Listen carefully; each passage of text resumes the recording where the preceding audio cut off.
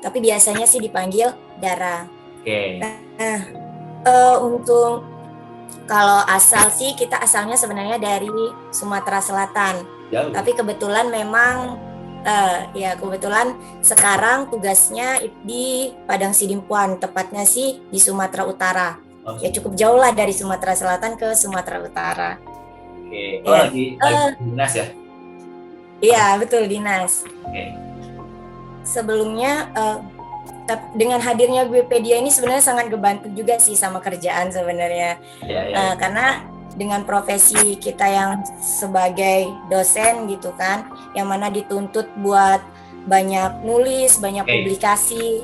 Nah, jadi benar-benar kebantu banget. Jadi waktu itu sebenarnya karena pandemi juga gitu kan. Terus lihat ada sekilas gitu tentang tempat menerbitkan buku secara online. Nah, kebetulan banget gitu kan. Jadi mengisi waktu selama pandemi Ya, ya. juga, ya udahlah coba masukin. Kebetulan waktu itu ada tulisan pertama saya yang berjudul Hegemoni Wacana Islamofobia waktu itu karena memang lagi gencar-gencarnya banget pemberitaan tentang Islamofobia gitu. Jadi waktu itu yang pertama kali banget itu saya masukin itu yang di Wikipedia gitu. Oke. Terus lama-lama jadi makin tertarik sampai makanya sampai 8 gitu ya. Ya Bang. Nyandi Ah, udah. ya. Itu waktu itu saya masih di Lampung itu posisinya, masih ngajar di Lampung. Masih di kampus Lampung. Eh ya 8-8-nya waktu masih di Lampung sih. Karena pas di sini belum ada rencana sebenarnya mau masukin lagi tapi masih belum lah. Karena di sini baru 3 bulan tugas Oke. di Padang Sidimpuan. Oke, Kak.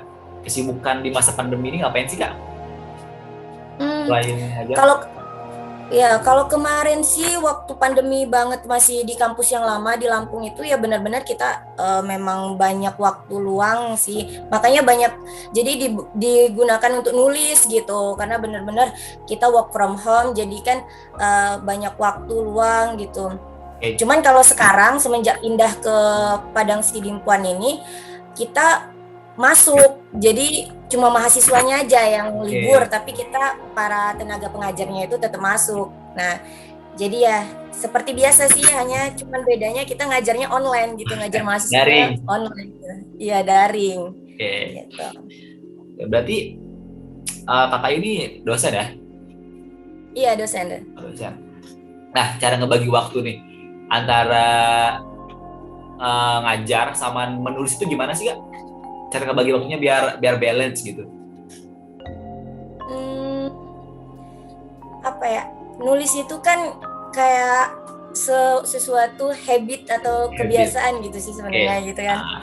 eh Kayak kalau kita nggak sebenarnya menulis itu kan dibilang gampang-gampang susah gitu. Ya. Susah kalau kita memang nggak pernah sama sekali gitu, nggak terbiasa gitu. Gampang kalau misalkan kita emang udah terbiasa gitu. Nah kebetulan juga tuh dari dulu dari masih zaman-zaman masih sekolah gitu, Oke. kita kan biasa itu nulis diary dulu kan. Diary. Oke. Iya, diary. Dulu waktu sekolah kebetulan sekolahnya di pesantren gitu, yang Oke. mana nggak kenal sama dunia gadget gitu, nggak kenal sama yang seperti main game atau apa Facebook kan lah zaman dulu gitu nggak kenal. Iya, jadi lebih waktu luangnya itu lebih digunakan buat baca, nulis gitu. Nah, jadi kebiasaan kebiasaan kalau malam itu kan ditulis diary, kadang kadang kita juga nulis-nulis cerita gitu, cerita-cerita bersambung gitu, cerpen-cerpen gitu kan.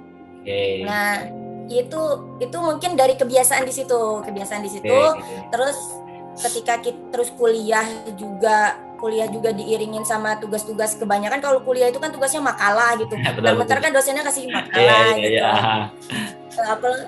Apalagi zaman sekarang kan dikasih tugas artikel itu udah Iya, macam-macam TikTok. banget lah tugasnya itu yang berhubungan sama dunia tulis menulis. Oke. Nah, pas jadi dosen, pas kita jadi dosen apalagi jadi mau nggak mau itu wajib kan, wajib ada keharusan dosen itu mempublikasikan sebuah artikel. Nah di situ ya jadi ya ngajar, kalau misalkan hari-harinya kita ya ngajar, nanti kalau biasanya sih sebelum tidur itu kalau kebiasaan itu sebelum tidur itu kayak baca-baca dulu pemberitaan apa nih gitu, baca-baca. Sebenarnya nggak yang terlalu formal-formal banget gitu sih, Bang. Jadi kayak kita baca berita-berita terkini gitu. Nah, nanti dari berita-berita itu kita biasanya kita ambil poin-poinnya tuh, poin-poinnya di ya udahlah sambil di note, ditulis di note di handphone atau kalau lagi buka laptop ya udah ditulis di note gitu. Nah, terus paginya biasanya itu gitu juga buka handphone sambil lihat berita-berita. Sekarang kan udah bisa buka Instagram pun gitu, bisa udah follow Republika gitu kan, udah bisa Ozone, itu kan berita-berita semua tuh. Nah, itu juga dibaca. Nah, nanti di selang-selang kita sambil di kantor itu sambil kan kerjaan tuh nggak terus banyak gitu kan, jadi lebih banyak juga waktu-waktu luangnya ya sambil ngerjain kerjaan kantor. Biasanya kalau pagi-pagi itu belum ada tuh, belum banyak, jadi ya udah ditulis sehari itu paling 5 baris lah, 5 baris. Nah nanti ya itu jadi terusan kayak gitu di sela-sela aja sih sebenarnya, nggak terfokus banget, nggak terfokus banget yang hari ini jadi satu buku, nggak. Jadi ya kayak gitu tadi. Nah baru nanti setelah banyak dibaca ulang, oh ya ini kayaknya cocok nih jadi satu tema gitu. Jadilah jadi kumpulan-kumpulan kecil kayak kumpulan kecil jadi sebuah buku gitu. Ya berarti kalau misalkan saya tarik kesimpulannya nih, Kak Dara ini berarti nge-build sebuah habit biar Kak Dara itu apa ya, menulisnya itu biar bukan rajin apa ya, kayak lebih sering gitu ya. Gimana? Iya. Jadi ya betul sih. Jadi kayak karena sama kayak kita tuh mengistilahkannya sama kayak kita makan atau minum gitulah kan.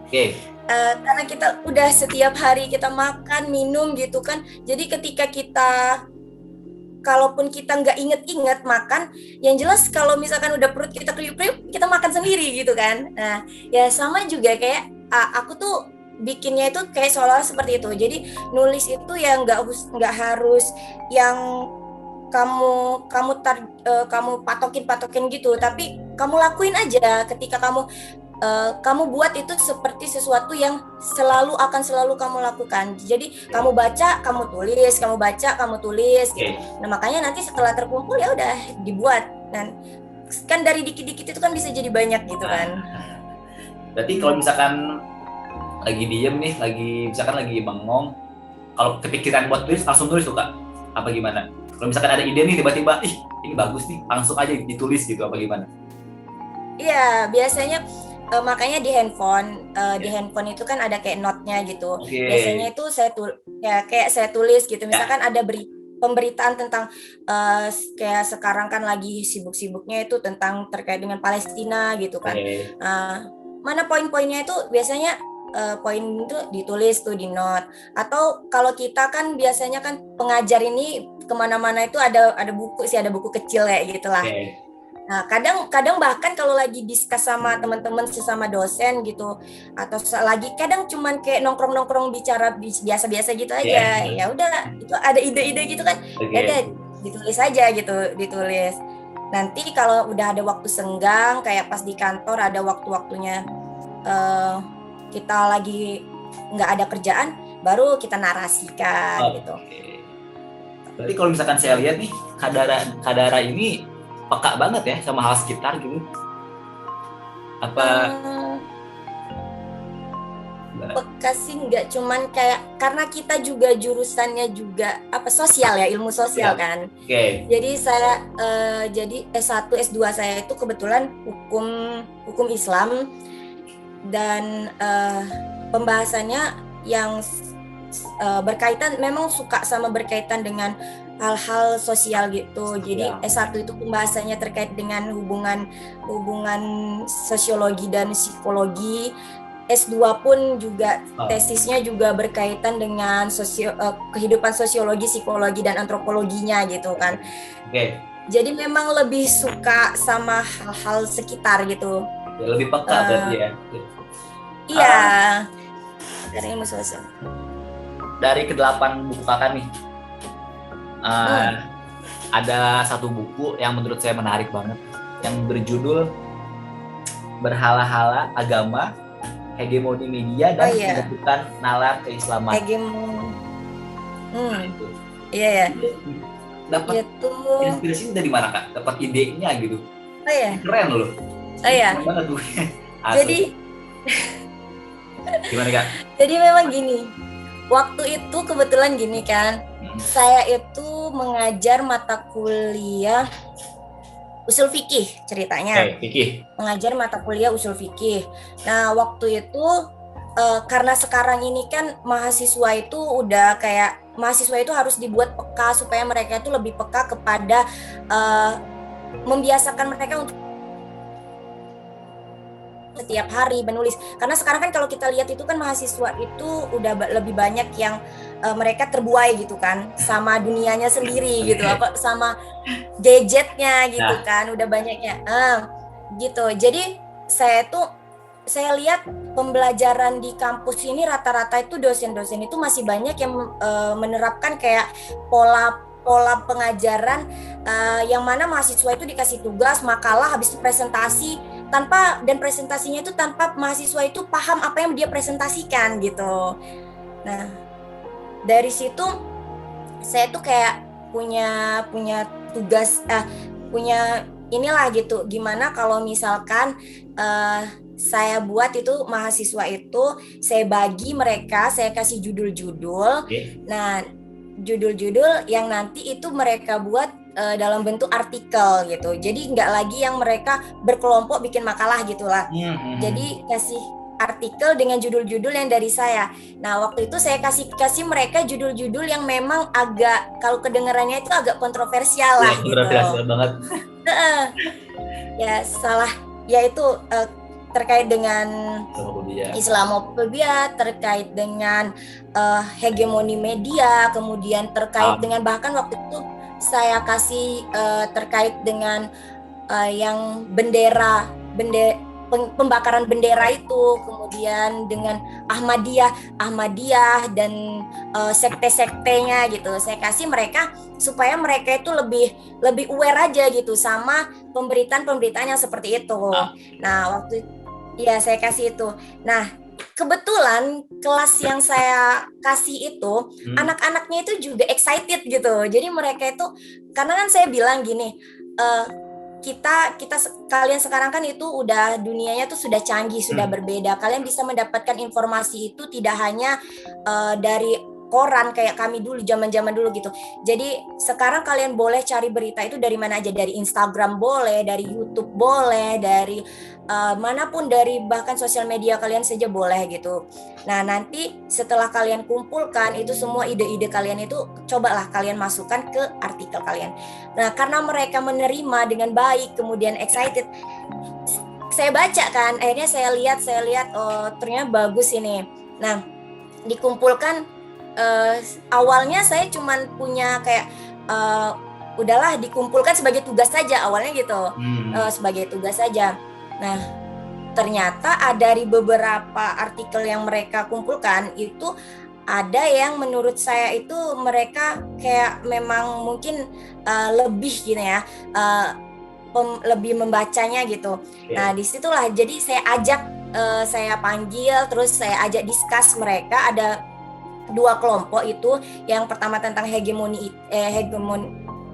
Islamofobia, kemudian yang kedua berhala-berhala agama. Nah, 2 kelompok ini yang saya ajak mereka untuk berdiskus. Ya udah kita discuss terkait ini, pemberitaan ini, ide-ide di situ kumpul. Nah, disitulah saya punya akhirnya saya udahlah kayaknya ini cocok nih kalau misalkan dijadiin buku nih kayak gitu. Nanti kita bareng-bareng, nanti saya tambahin juga referensinya apanya gitu, terkait dengan ini. Nah, disitulah makanya saya buat yang 2 buku ini itu berasal dari sebenarnya juga dari hasil diskusi itu juga, dari diskus dengan mereka juga gitu. Wah, ini menarik banget sih Kak, insightful banget ini sumpah.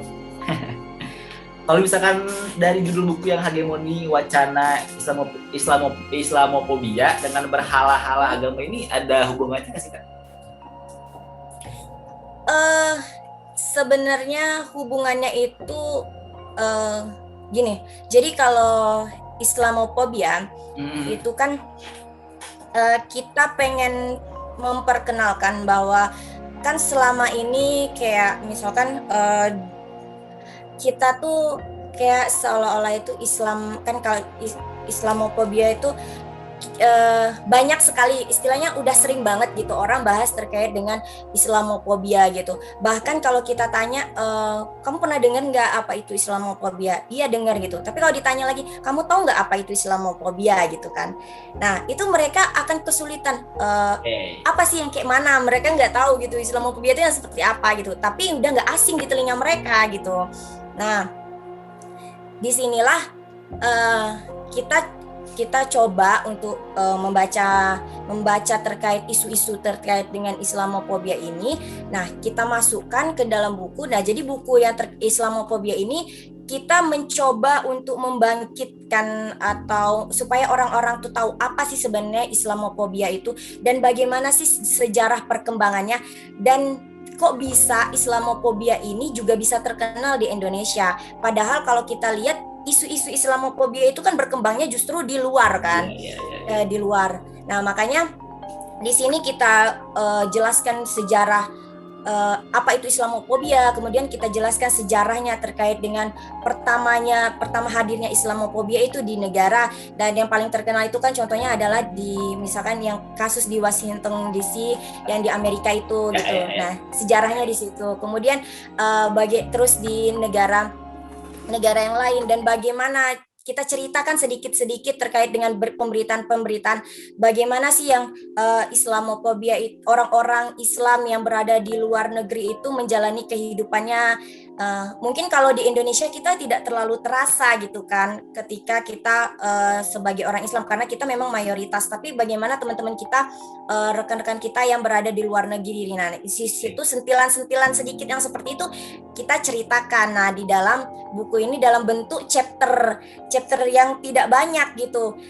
Karena kalau banyak orang kan kalau disuruh baca itu banyak tebel gitu kan, males banget gitu kan bacanya, ya udah males Iya, gitu. iya, iya. Nah, ini kita usahakan untuk di per chapternya itu Oke, kita bikin kayak artikel gitu tapi oke. kena, oh dia tahu, oh jadi cerita awalnya itu di Washington DC itu seperti ini ya gitu. Nah dibaca per chapternya itu dia udah tahu, oh sejarahnya begini.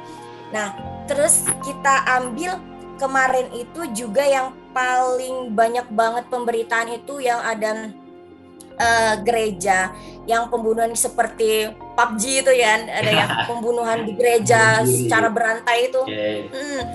Nah, itu kita masukkan di situ bagaimana sih kejadiannya sebenarnya gitu kan yang Oke. di gereja di gereja itu.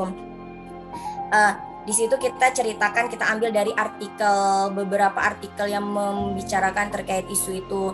Kemudian juga yang lebih ini lagi terkait dengan opininya Donald Trump yang mengatakan adakan opininya Donald Trump itu kan sangat banget Kontroversial banget kayak itu. ya kontroversial banget di Provokasi banget tuh. Indonesia. Emang.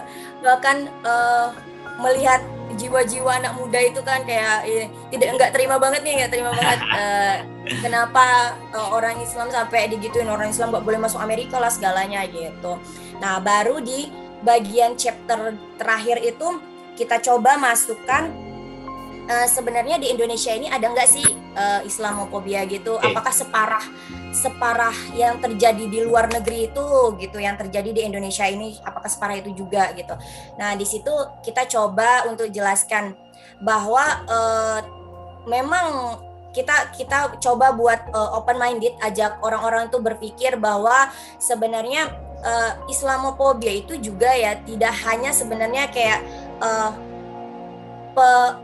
penghabisan orang-orang Islam secara habis-habisnya gitu, tapi dengan kamu melihat risih sama orang yang berbeda sama kamu aja, itu sebenarnya itu udah ada sumber-sumber Islamophobia dalam diri kamu sebenarnya gitu. Iya, iya. Jadi kayak contohnya gini, kadang kita nggak sadar tuh kan, kadang kita nggak sadar lihat di lingkungan kita orang yang berbeda dengan kita. Misalkan ada orang yang menggunakan pakaian yang sangat tertutup gitu, dia pakai pakai cadar lah gitu misalkan.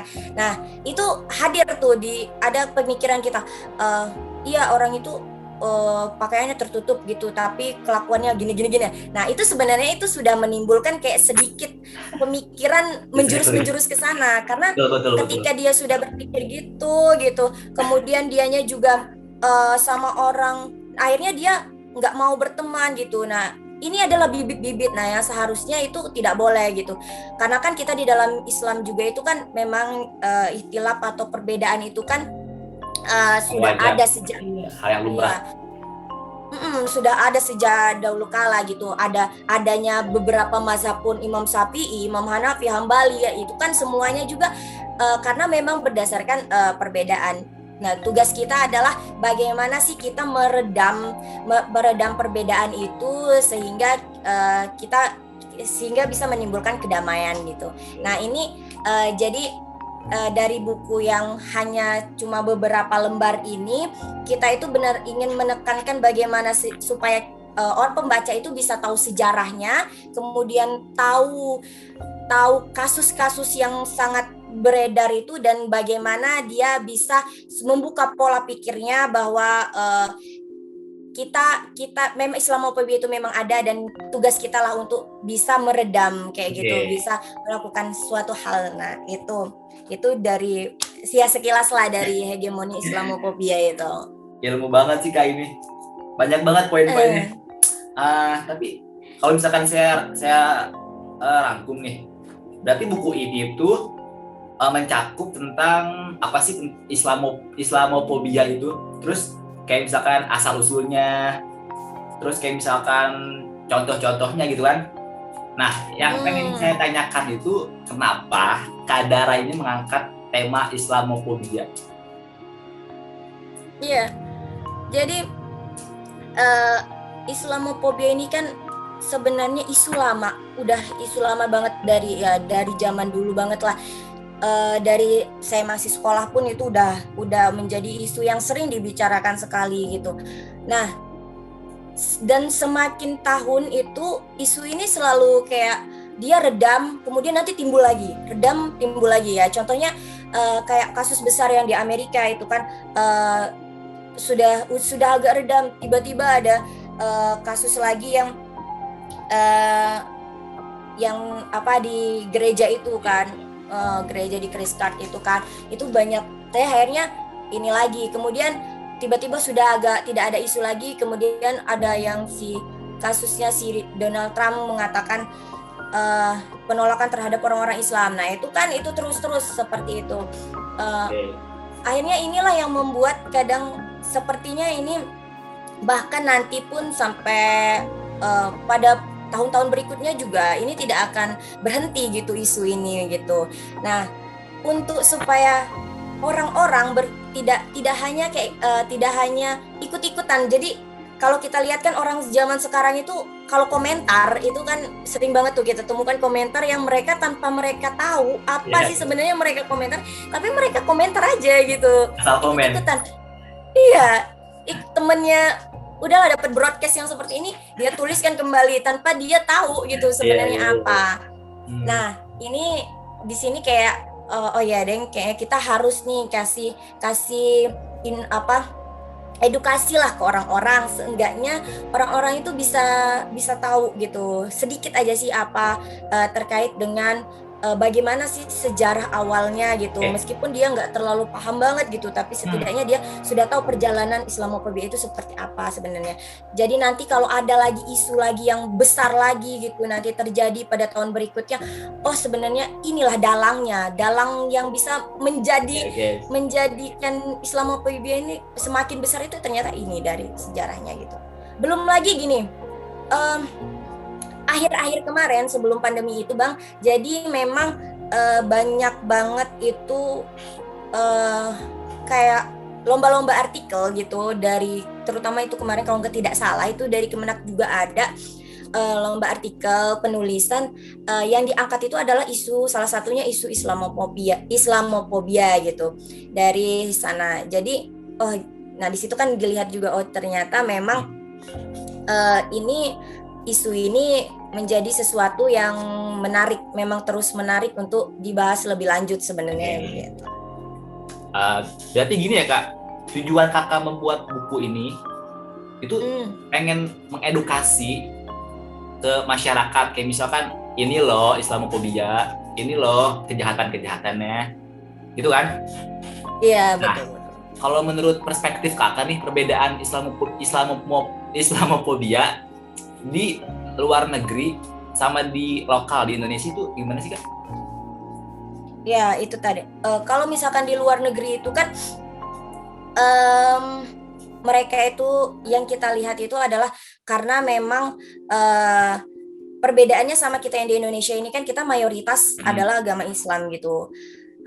Dan dijunjung sekali bahwa HAM juga kan tidak boleh melakukan kekerasan yang luar biasa gitu. Nah, kan kalau di luar negeri itu di sana itu lebih terlihat sih sebenarnya, lebih terlihat sekali jelas gitu terkait dengan orang-orang yang Islamophobia, orang-orang yang fobia banget sama Islam itu kelihatan banget gitu. Bahkan ada yang terjadi seperti contohnya ada di salah satu buku ini yang terjadi di Polandia gitu. Jadi yang dimana itu kisahnya seorang mahasiswa dari Indonesia. Nah, ketika dia kuliah ke Polandia, nah dia melihat bahwa di sana minoritasnya Islam itu jadi saking minoritasnya orang-orang di sana itu sejak kecil itu sudah dicekokin hal-hal bahwa orang Islam itu teroris gitu. Nah, hal-hal yang seperti ini. Jadi sehingga ada tertanam di ketika dia besar itu kan nanti setelah dia besar ya memang Islam itu ya memang untuk diperangi seperti itu. Nah, hal-hal yang seperti ini itu yang sangat nampak sebenarnya kalau di luar negeri sana. Nah, kalau di Indonesia ini kan kita di lokal ini itu tadi yang dibilang, makanya kita harus baca dulu sejarahnya di luar dulu, baru kita bisa membawa pemikiran edukasinya orang-orang ini ke Indonesia. Karena kalau di Indonesia ini dia tidak terang-terangan ketika saya nggak suka nih nggak suka sama orang-orang yang Islam gini terus langsung dibunuh, halal untuk membunuh mereka kan tidak ada, nggak pernah kan kejadian, nggak ada juga kejadian gitu saya nggak suka nih sama orang Islam terus dibunuh gitu, enggak. Tapi lebih kepada kayak mengkerdilkan orang-orang yang berbeda dalam arti dan itu terjadi dan sering sekali terjadi itu, mohon maaf, bukan antar agama, bukan misalkan agama ini dengan agama Islam gitu, bukan, tetapi lebih kayak ke sesama agama juga sama-sama Islam, tetapi mereka sendiri yang saling mengkerdilkan gitu ketika dari cara berpakaiannya berbeda, dari cara pemikirannya berbeda gitu. Nah, dari situlah lebih kepada kalau di lokal itu kita lebih kayak mengedukasinya itu kepada benih-benih cikal bakal yang bisa membawa mereka ke terjadinya Islamophobia itu. Jadi lebih kepada hal-hal seperti itu sebenarnya kalau untuk di lokal. Berarti kesimpulannya di lokal sama di luar negeri itu lebih dari fisik ya. Misalkan kalau luar negeri kan lebih terang-terangan nih. Kalau misalkan lokal itu nggak terang-terangan juga, apa ya, transparan gitu loh ibaratnya. Nah, berarti kakak ini, Kak Dara ini menjunjung tinggi toleransi ya, ibaratnya apa ya, berbeda pendapat, tetapi harus apa ya, ibaratnya nggak harus saling memusuhi juga gitu loh, artinya gimana? Iya, ya karena kan kita itu kan di Indonesia ini kan bukan cuma Islam gitu kan. Di Indonesia kita ada agama lain yang selain Islam, dan juga di Islam sendiri itu tidak hanya kita menganut satu paham gitu kan, ada juga paham-paham yang berkembang di Indonesia gitu. Nah, tentunya inilah juga yang membedakan satu sama lain. Contohnya saja yang sangat biasa kita lihat, misalkan perbedaan antara teman-teman yang NU dan teman-teman yang Muhammadiyah gitu kan. Ya, alhamdulillah beberapa tahun terakhir ini kita sudah sholatnya bareng gitu kan, sholat Idnya. Nah, gitu ya. Kadang isu-isu yang seperti itu. Nah, kalau kita terlalu terfokus sama seperti yang saya pahami seperti ini. Nah, ketika ada orang yang tidak sesuai dengan pemahaman kita, kita langsung judge mereka adalah yang salah gini. Nah, inilah yang harusnya kita redam sebenarnya. Ini yang kita harus bisa lebih berpikiran moderat lah, moderasi, lebih mengedepankan moderasi beragama gitu. Bahwa kamu bisa saja berbeda sama orang lain, tapi kamu tidak boleh menghakimi seseorang itu, bahkan apalagi sampai kamu mengasingkan orang itu gitu. Jadi harus dan untuk menumbuhkan yang seperti itu memang tidak gampang sebenarnya, karena memang dari pribadi setiap orang juga itu, kalau kita lihat ya dari setiap pribadi. Kita saja kalau misalkan berteman gitu dan ternyata orang itu tidak sama kita, tidak sefrekuensi sama kita, kadang kita kan malas gitu kan. Udahlah, nggak sefrekuensi nih ini orang sama saya gitu. Jadi kita malas. Nah, itu susah sebenarnya, dari diri kita tuh susah. Inilah yang kita coba untuk menginikan diri kita sendiri, supaya bahwasanya perbedaan itu memang ada dan selalu ada. Itu sudah dari zaman dulu sampai sekarang itu selalu ada, tetapi tugas kita adalah bagaimana kita supaya bisa meredam perbedaan itu dan kita bisa menjadikan sebuah perbedaan itu sesuatu yang menjadi positif di dalam kehidupan kita. Oke, wow, keren. Jadi kalau menurut kakak sendiri nih, udah separah apa sih kak Islamofobia di dunia ini gitu, berarti di saat ini gitu? Apa udah parah banget? Apa emang gimana? Kalau dibilang parah atau enggak sih, ya kalau kita baca-baca, kalau kita lihat dari sejarahnya itu, ya itu tadi, kita nggak bisa mengatakan bahwa sekarang itu semakin parah atau sekarang itu sudah alhamdulillah gitu, sudah separah dulu. Kita tidak bisa langsung mengatakan hal yang seperti itu, karena memang dianya itu sifatnya itu adalah pasang surut gitu kan. Kadang kita tidak bisa menebak gitu. Pada saat terjadi ini, itu misalnya korbannya itu sangat gini, pada saat dulu itu sebenarnya kalau kita lihat korban-korbannya pun sama gitu, dan perlakuan itu pun sama gitu. Cuman kalau kita lihat itu kadang media juga, itu ada peran media juga di dalamnya itu sebenarnya. Nah, dulu kesulitan mungkin akses informasi itu lebih mudah sekarang. Kalau sekarang itu jadi seolah-olah orang akan berkesimpulan bahwa Islamofobia itu semakin parah nih sekarang, karena memang cara kita mendapatkan informasi itu lebih cepat sekarang gitu. Jadi kayak ada pemberitaan, ada kasus pengeboman di sana gitu. Di luar negeri itu informasi itu lebih semakin cepat gitu masuk ke kita dibanding saat dulu. Nah, itu adalah salah satu pemicu orang kadang berpikir, oh Islamofobia sekarang ini ternyata lebih parah ya dari zaman dulu gitu. Nah, padahal sebenarnya dia tuh, kalau kita lihat dari sejarah-sejarahnya, dia tuh pasang surut gitu. Ya itu ada gitu, dan sama aja sebenarnya perilaku itu yang saling berkelanjutan. Nah, itulah makanya memang selalu dibutuhkan tenaga ekstra untuk edukasi gitu, pembelajaran bahwa kita jangan sampai bagaimana sih supaya benih-benih untuk perilaku Islamofobia ini bisa diredam gitu. Nah, ini yang sebenarnya yang menjadi PR banget untuk kita gitu kan, apalagi misalkan nanti suatu saat punya kesempatan, karena apalagi sekarang orang-orang ini Indonesia udah semakin banyak juga yang bisa sekolah keluar gitu kan, tentunya dia akan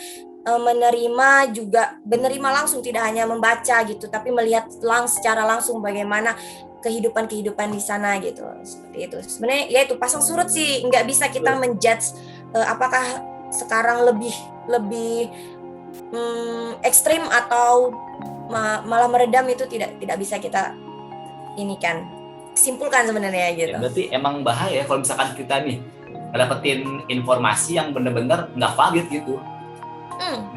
Kita harus googling dulu kan, harus googling, ibaratnya nggak langsung ngejudge gitu loh. Bener sih Kak?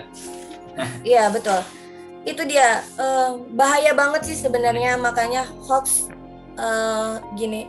Dan hoax itu adalah salah satu bahaya yang luar biasa sebenarnya, yang sangat sangat perlu diperangi saat ini sebenarnya. Itu adalah hoax itu gitu. Karena sekarang itu kita tuh saking susah kita tuh membedakan mana yang sebenarnya itu masuk berita bener sama enggak, itu kita sulit membedakan kadang. Karena pintarnya kadang pintarnya orang yang membroadcast berita-berita hoax itu, dia menggunakan pendekatan psikologi. Jadi contohnya gini, kalau kita sering mendapat broadcast, misalkan ada anak yang ditinggal ditinggal orang tuanya atau apa gitu, atau dia dihakimi orang gitu, itu di broadcast. Nah itu kan orang itu yang dirusak pertama kali itu kan adalah psikologi orang. Jadi ketika kita mendapat broadcast yang sedih gitu, misalkan ada anak yang terlantar, ini tidak dikasih makan gitu, coba kalau diklik, nanti klik Anda sama saja mendoakan gitu kan, banyak tuh broadcast yang seperti itu. Nah broadcast yang seperti ini itu adalah penyerangan psikologi sebenarnya, penyerangan psikologi. Inilah yang dilakukan oleh orang penyebar hoax. Jadi sebenarnya sejatinya setiap orang itu yang berjalan pertama kali itu adalah psikologinya. Dia tidak peduli, dia tidak nalar dia itu tidak jalan dulu. Apakah ini benar atau salah itu nanti. Tapi yang dia pertama kali kita lakukan itu adalah psikologi kita, perasaan kita. Sedih, langsung sedih, senang, bahagia. Itu yang pertama kali muncul dari ketika kita mendapat sebuah berita. Nah akhirnya karena itu yang pertama kali dirangsang, akhirnya kita mencoba untuk langsung tanpa tahu kebenaran broadcast satu broadcast 5 ini udah ini menyebar kan ke semua. Baru nanti ada pemberitaan barulah dia nalar dia yang dipakai. Oh ternyata nggak masuk akal juga nih ya beritanya gitu. Nah itulah sebenarnya. Jadi yang diserang penyebar itu adalah pertama itu lebih ke psikologi, perasaan seseorang gitu. Berarti buat penonton GPD nih, jangan asal nge-broadcast berita-berita hoax ya nggak sih? Harus di research dulu, maksudnya datanya valid gak nih? Kalau misalkan valid ya udah, tapi kalau misalkan hoax ya jangan. Gini Kak, nama pena kakak kan ada 2 nih, Yurat ID sama Daraninya Anissa. Itu yang membedakan tuh apa sih di kedua sisi ini tuh, ada perbedaannya nggak sih gitu? Oh satunya tadi apa? Yurat ID. Oh iya, jadi kalau yang Yurat ID itu sebenarnya itu bukan jadi itu kayak perkumpulan sama teman-teman gitu, sama teman-teman. Jadi sama teman-teman yang memang suka membahas terkait dengan yang suka dunia kepenulisan lah kemarin. Jadi setelah saya lihat juga kan potensi dari teman-teman juga, mereka ada yang tertarik suka, sebenarnya banyak juga yang suka dalam dunia tulis menulis, terus adik-adik mahasiswa juga, terus adik-adik tempat kemarin saya ngajar juga gitu kan. Nah akhirnya ya udahlah, kita gimana kalau misalkan kita buat aja komunitas gitulah, komunitas kecil-kecilan. Nanti kan apalagi sekarang ada Wikipedia gitu yang bisa menampung semua tulisan gitu kan. Yang untung banget itu, makanya kemarin kita buat tulisan-tulisan dari teman-teman, kemudian kita satukan, terus kita masukkan, kita terbitkan juga. Oke, jadi perbedaannya itu kalau Yurat ID ini komunitas, kalau yang Darania ini solo gitu. Oke. Ya kalau yang Red itu komunitas itu dari gabungan beberapa cerita, sebenarnya lebih kayak ke cerita dan puisi yang sederhana pembahasan sederhana gitu. Itu kalau boleh tahu nih Kak, tentang apa sih puisinya? bukunya itu menceritakan tentang puisi itu puisi apa gitu berarti? Tentang Enggak. Kalau yang puisi itu kumpulan-kumpulan puisi kumpulan. aja, kumpulan puisi. Kemudian yang satunya itu terkait dengan cerita pengalaman mengajar. Jadi teman-teman kan banyak yang sudah mengajar gitu kan. Ada yang mengajar di sekolah, ada juga yang sudah jadi dosen, beberapa teman-teman yang sudah jadi dosen. Nah, setiap kan ada suka dukanya dalam setiap kita mengajar. Nah, di situ dicoba buat ya udahlah, ayo kita coba teman-teman ceritakan sih pengalamannya gimana ketika mengajar, hal menarik apa. Dan ternyata setelah mereka coba tulis, terus kan kebetulan saya yang editor kan, saya baca, saya terima dulu naskah-naskah dari mereka.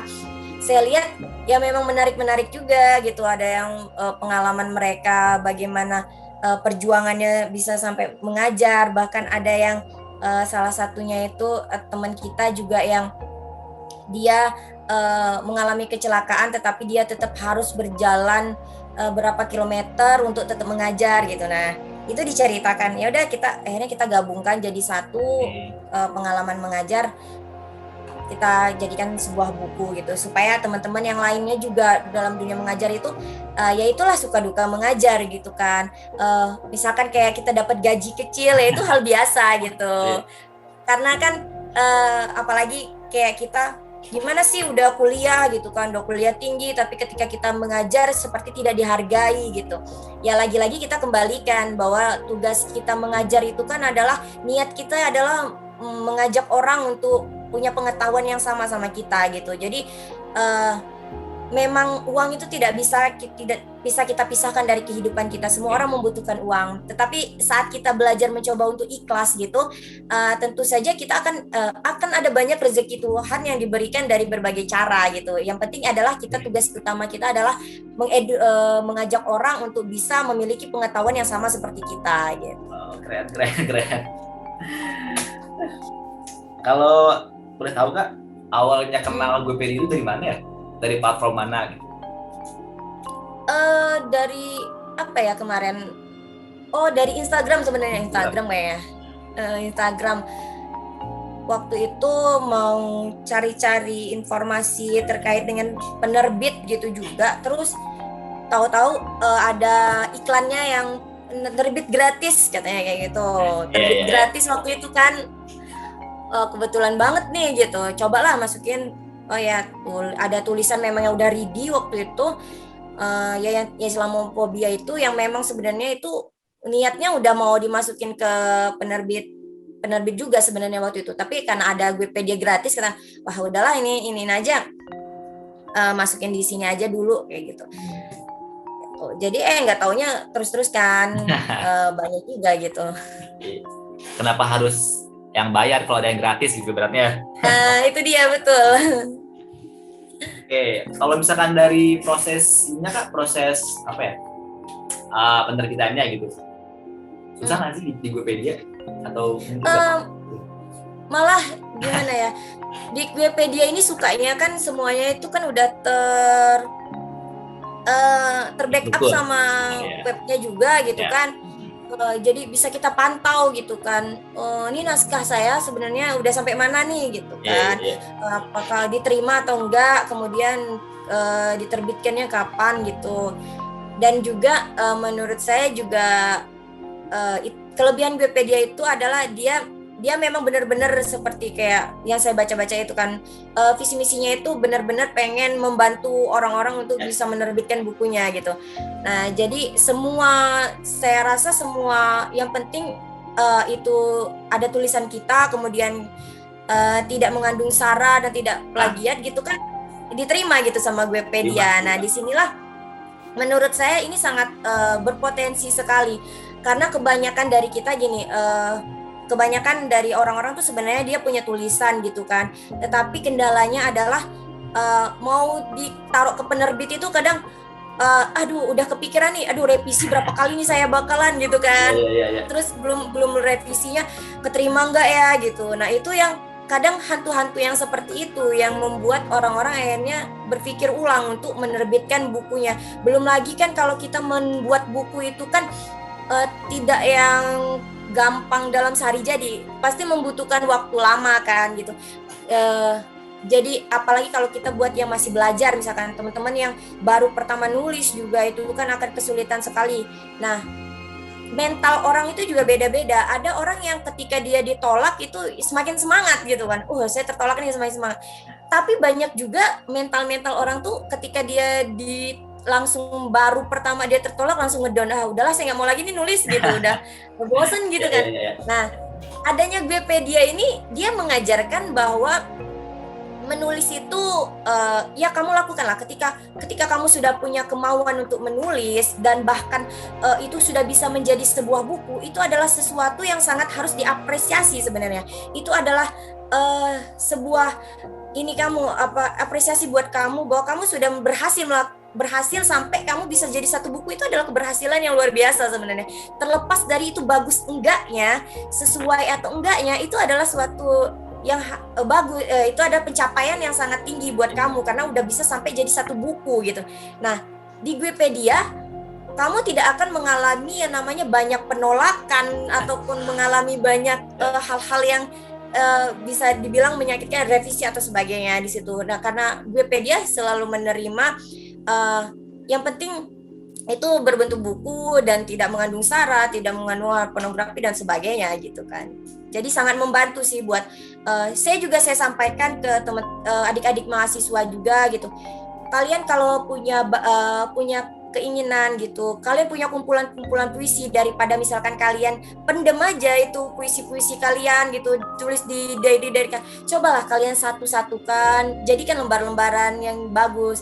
Nanti kalau misalkan sudah mencapai mencapai untuk dibuat buku, nanti bisa ibu bantu, bilang kayak gitu kan ke adik-adik mahasiswa, nanti bisa saya bantu, bisa kita ini kan. Nah itu akan menjadi lebih berharga karena bisa kita jadi, kita lihat ini ya karya saya, bahkan bisa kita kasih gift ke orang lain gitu, orang lain bisa membaca juga dari pemikiran kita itu ya. Nah itu sering juga saya bicarakan gitu sama adik-adik mahasiswa, ayolah dunia literasi ini selalu butuh orang-orang untuk yang tidak pernah berhenti untuk membaca dan menulis gitu. Keren. Berarti respon dari mahasiswanya gimana tuh Kak? Ini nggak positif gak sih apa gimana? Iya, alhamdulillah. Nah jadi ada itu salah satu buku saya yang Kacamata Hukum. Oke. Nah, Kacamata Hukum itu adalah itu dari teman-teman mahasiswa, itu tulisan teman-teman mahasiswa. Makanya di dalamnya itu artikel itu langsung nama mahasiswa, artikel nama mahasiswanya. Jadi waktu itu saya bilang gini, saya kasih kalian tugas, saya bilang kayak gitu, coba buat, tapi tugasnya itu memang tugasnya saya revisi. Mereka memang saya benar-benar kayak saya kirim email, nanti saya benerin lagi narasinya, terus saya balikin lagi ke mereka, sampai mereka itu ya ada beberapa lah mahasiswa, Bu kok susah banget sih Bu gitu, kenapa revisi terus gini-gini gitu. Terus supaya tulisan kalian enak dibaca, saya bilang gitu. Itu waktu itu belum saya kasih tahu endingnya itu mau saya buat apa, itu belum saya kasih tahu. Nah setelah di akhir baru saya bilang, ketika setelah pertemuan terakhir, kalian tidak perlu UAS, saya bilang kayak gitu, karena saya sudah pegang nilai UAS kalian melalui artikel yang kalian kumpulkan ke saya bilang kayak gitu. Terus senang kan mereka, nggak UAS nih gitu. Senang mereka. Akhirnya dari situ saya bilang gini, mungkin ini pertemuan terakhir, karena waktu itu memang terakhir saya ngajar di sana kan, di kampus itu. Mungkin kita juga ini adalah pertemuan terakhir juga gitu ya. Mungkin walaupun bertemu juga, bahkan bertemu juga di tempat di jalan juga mungkin enggak, karena kebetulan ibu juga udah dipindah tugas ke Sumatera Utara, saya bilang kayak gitu kan.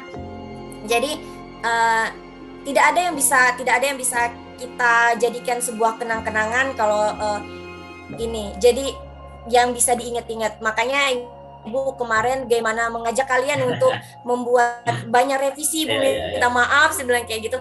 Tapi Ibu pengen setelah kalian akan selalu mengingat dari kelas ini dalam bentuk sebuah karya, Ibu bilang. Ya, saya bilang kayak gitu.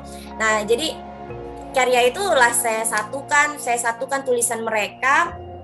Kemudian saya terbitkan di Webpedia dan alhamdulillah kemarin itu setelah saya terbitkan itu ada yang beli, itu ada 2 dosen itu yang langsung menghubungi saya, dosen di Riau, kemudian salah satu terus ada dosen di Semarang juga, karena ngelihat judulnya kan kacamata hukum terkait dengan pembahasan COVID kan, bagaimana analisa COVID, analisa kebijakan hukum terhadap COVID itu.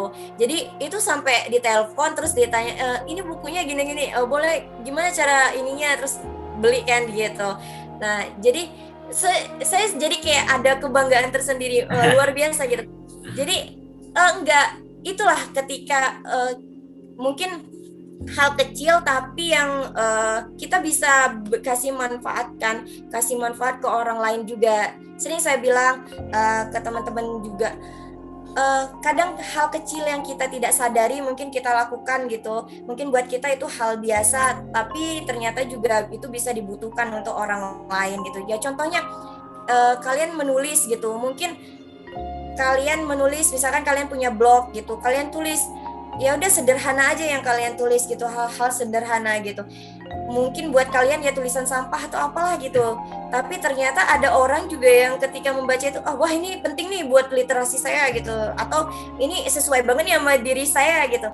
Nah itu sudah memberikan suatu efek edukasi dan kebaikan juga untuk orang lain gitu. Jadi menurut literasi ini adalah salah satu cara belajar kita dan cara berkampanye kita yang sangat bagus sebenarnya, karena kita tidak memerlukan kekerasan, kita tidak memerlukan yang namanya otot-ototan dan sebagainya, atau ini hanya dengan kita berkata-kata dalam bentuk tulisan kita sudah bisa mengajak orang, sudah bisa bahkan bisa merubah cara sikap pola pikir orang juga melalui dari literasi dan tulisan seperti itu. Keren banget Kak. Saya nyampe bingung nih mau ngomong apa nih, emang udah wow ilmu banget nih, poin-poinnya banyak banget sumpah. Tapi buat saat ini Kak, ada nggak sih buku yang lagi Kakak tulis tapi belum pengen dipublish gitu berarti, atau lagi on the way? Ada nggak? Kalau sekarang, karena sekarang udah benar-benar lebih kepada ini sih, lebih kepada sesuai sama bidang kita. Jadi ada buku yang lagi jalan terkait dengan mata kuliah yang saya ampu, etika profesi hukum. Jadi ini masih baru 3 bab lah. Cuman karena ini adalah bentuknya buku pelajaran, jadi memang dia diminta murni sama kampus kan, tidak boleh diterbitkan di secara harus diterbitkan di penerbit umum yang bisa digunakan oleh sebagai buku pegangan mahasiswa gitu. Tapi kalau misalkan untuk buku-buku yang lain, ada ini nggak sih Kak, kayak misalkan tahun itu pengen bikin buku yang genrenya kayak romance, kayak novel gitu, ada nggak sih? Ada sebenarnya kemarin itu punya ada sedikit ini sih, sebenarnya udah hampir mau clear itu, cuman saya tuh masih kayak agak ragu sedikit gitu mau menerbitkannya. Jadi saya menuliskan bagaimana perjalanan saya sampai bisa jadi dosen gitu kan. Okay. Jadi ya pengen saya ceritakan bagaimana apa-apa aja sebenarnya dialami, suka dukanya ketika kita, bagaimana kisah-kisah kita menjadi dosen. Ya dosen muda lah termasuk kan gitu. Jadi bagaimana romance-nya ketika pertama kali ngajar yang mana paut usia kita. Pertama kali saya ngajar itu mahasiswa langsung masuk semester 7. Ya paling bedanya 1 tahun, bahkan mungkin ada yang seumuran gitu kan sama mahasiswanya gitu. Waktu itu jadi ada di situ sebenarnya sudah saya tulis bagaimana menjadi bagaimana kehidupan cerita-cerita nuansa seorang dosen di dunia kampus gitu. Cuma tapi belum belum berani saya belum ada kayak mana ya, belum ada titik yang membuat saya tuh pengen bikin, tapi benar-benar ini tuh berkelanjutan, berceritanya itu beneran agak dirapihin sedikit gitu. Oke. Cuman udah hampir kemarin, hampir mau saya masukin juga kan kemarin, tapi aduh kata nanti dulu mungkin ada tambahan-tambahan gitu kan. Kalau misalkan ngomongin dosen nih Kak, Kak Dara ini terasa ini nggak sih terbebani dengan umur yang masih muda tapi umur yang masih muda tapi udah jadi dosen gitu ibaratnya, udah ngajar gitu. Ada nggak sih rasa terbebani gitu? Kalau beban secara pribadi enggak sih, Ada. justru bikin kita apa ya, Challenge bikin gitu. senengnya gini, karena kan biasanya kan kalau yang dalam pandangan orang-orang itu kan kalau misalkan dosen itu adalah ya seseorang yang harus wibawa banget gitu kan, maksudnya Monoton gitu. ya udah yang monoton banget gitu kan, dikasih tugas ya udah kita kerjakan, bahkan kita jadi kayak takut untuk berdiskus, takut untuk berpendapat gitu kan, biasa gitu. Itu yang saya rasakan ketika saat saya kuliah juga seperti itu gitu kan. Kita takut banget kalau misalkan pendapat kita salah gitu. Nah, cuman di sini karena kita merasa ya udahlah gitu, masa-masa kita pun tidak terlalu berbeda gitu sama adik-adik mahasiswa, ya kita ikutin ritme mereka gitu. Ritme mereka adalah zaman mereka yang seperti ini, generasi Z gitu, yang mana mereka lebih bisa, contohnya kecilnya adalah tugas, misalkan mereka itu pengetahuan mereka itu akan banyak didapat misalkan kayak dari permainan TikTok, dari Instagram mereka yang seperti itu.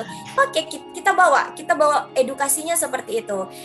Kita bawa mereka itu, kita jadikan mereka partner seperti seperti kita discuss teman-teman kita yang bahwa kita harus menyelesaikan sebuah project edukasi, jadikan mereka partner. Ayo kita buat, coba kalian suka bikin konten, bikin konten dengan mata kuliah ini, tapi sehingga mata kuliah ini bisa jadi edukasi terbaru gitu.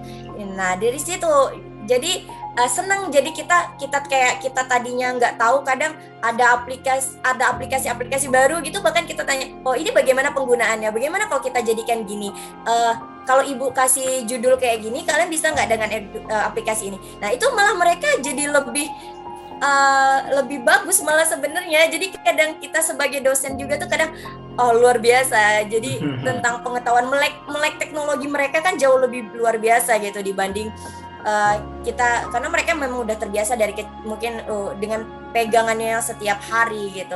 Ini membuat balance gitu. Jadi kita bidang teorinya, kita dari teori-teorinya kita kasih ke mereka, kemudian nanti mereka kembangkan dengan hal-hal dengan aplikasi-aplikasinya gitu, jadi malah lebih bagus gitu kan ya. Jadi ada balance-nya gitu.